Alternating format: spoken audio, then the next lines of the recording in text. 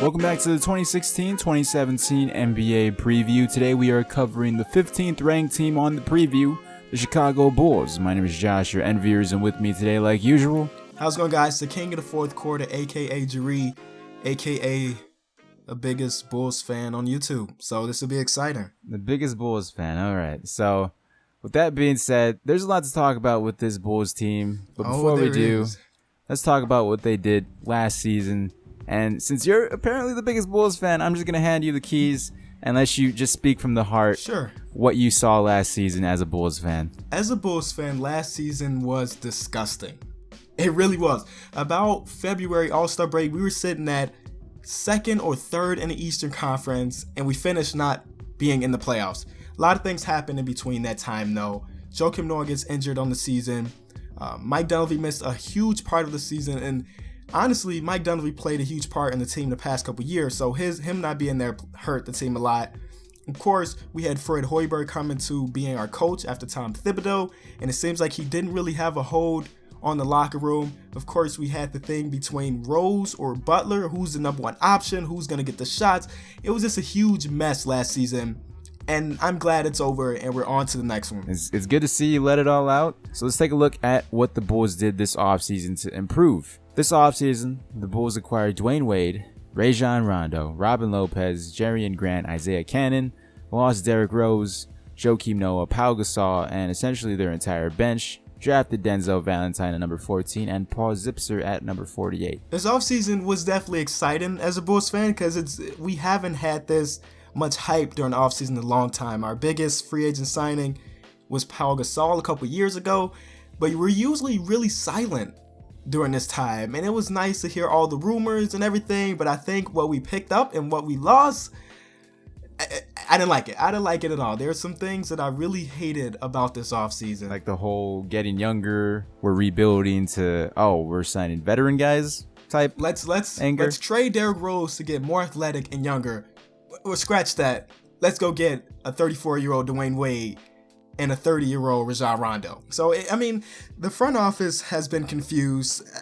I don't think people outside Chicago really understand how much they're hated here in Chicago, but our front office is definitely hated here. It was just a lot of things that didn't really make sense. We brought in Fred Hoiberg last season because of his offensive skill. Space and pace was the way it's going to go. Get some shooters on the outside, run the floor. That was the plan. That failed, and now they're bringing in guys who completely are opposite of that idea. We know Dwayne Wade not to be a floor spacer. He can't shoot the three ball. Rajon Rondo, even though last year I think he had a pretty nice season as far as three-point shooting, not a three-point shooter. And Jimmy Butler has admitted to himself that he's not a good three-point shooter. So the space and pace is gone. Now Hoiberg has to figure something else out offensively. This is going to be an interesting season, but I don't think it's going to be a good of a season that a lot of people want.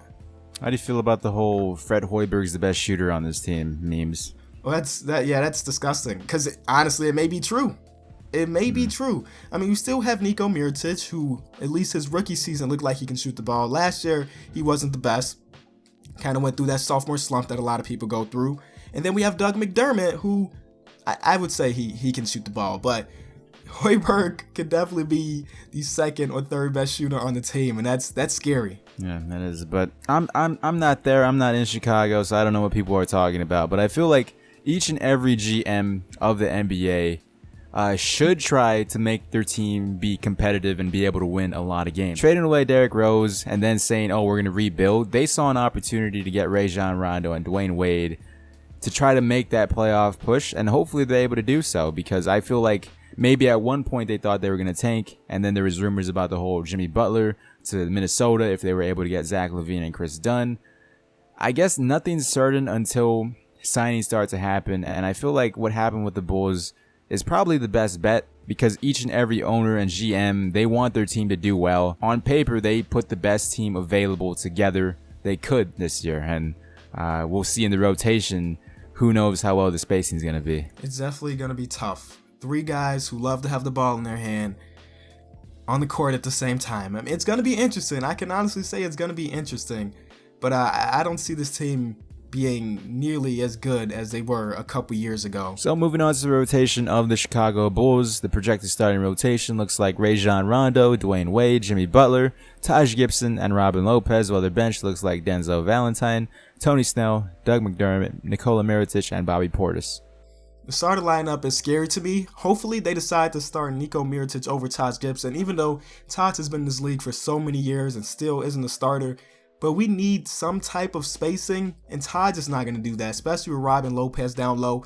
Nico is our best bet to get any three-point shooting out on this team. So I'm hoping he starts over, but you never really know. Maybe that is going to be the legitimate starting lineup. I'm afraid. I'm afraid of that. Probably not the best starting rotation, but it's going to be interesting to see what Fred Hoiberg does with this rotation. I could easily see if things start going a little bit south, Fred Hoiberg putting Doug McDermott at that starting power forward position. Small ball.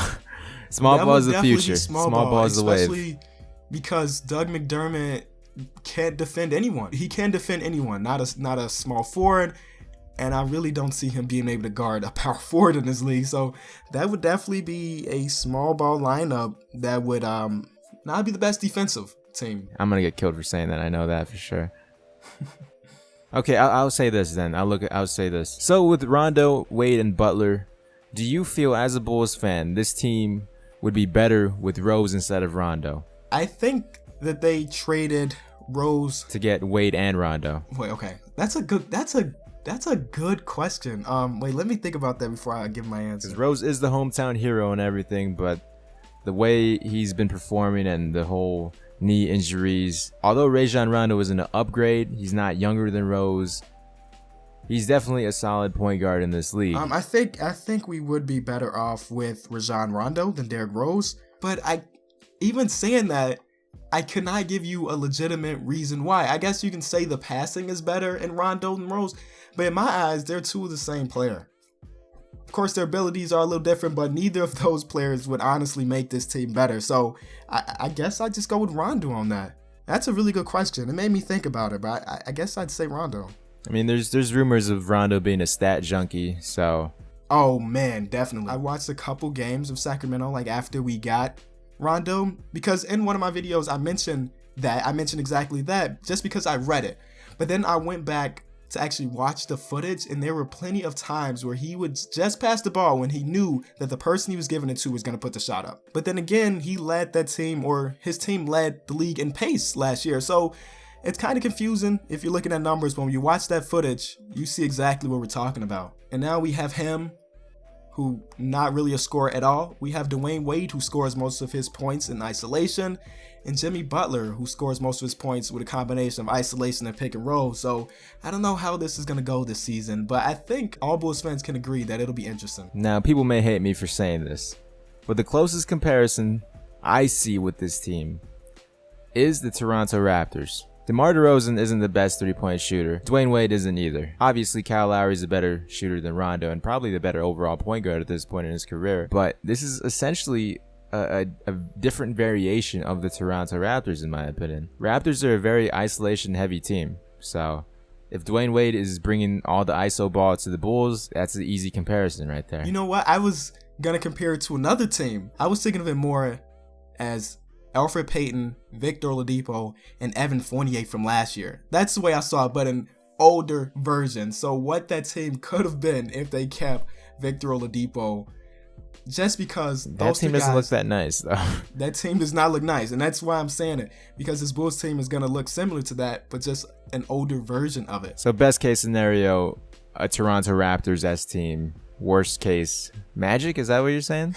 That's what I'm saying. All right. They have a lot of room to hit rock bottom or the ceiling, so we'll definitely see.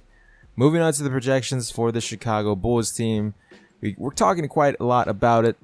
Over, under, where do you see this team being? Last year, they were a 42-40 record. So I think they will win more than 42 games, but it's going to be tough to watch. There's going to be times this season where the offense looks terrible, and there's going to be times this season where our defense looks great. So I'm going to say over 42, not that much. I'm going to go 44, 45 at the most. I'm going to say 45 as well.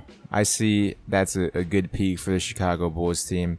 Now, if you watched my last NBA preview, the Chicago Bulls team underperformed where I ranked them. And in that episode, I said that I've always thought of the Chicago Bulls as one of the most overrated teams in the NBA. You know, ESPN and every other outlet always talks about them. They're the second best team in the Eastern Conference. And I'm kind of happy that finally there's a reality check with the Chicago Bulls team, and they're going to be in the middle of the pack once again. I don't hear anybody talking about the Raptors. I don't hear any more outlets saying that they're the best team in the Eastern Conference, because I never felt that they were the best team in the Eastern Conference. Just imagine what could have been. What could have been if it wasn't for those knees, man. If Derrick Rose stayed healthy, I would love to hear people talking about the Bulls. But even after he went down, they were still projected to be the second best team in the Eastern Conference. Some even said first, above LeBron James. I'm extremely excited for the Bulls' future and see where they end up. So with that said, this is where we see the Chicago Bulls. We could easily see them making the 8th to 7th seed in the Eastern Conference. Who knows? They might overperform. Let us know in the comment section below. Do you agree? Disagree? Do you feel like the Bulls should be higher or lower? Also, if you enjoyed the video, leave a like on this video and share it on any social media. It really helps the series grow and our channels as well. Speaking of our channels, all the links will be in the description for you guys to check out as well. With that said, hope you guys enjoyed. Thank you guys so much for watching. Be looking out for the next episode tomorrow. We'll talk to you then.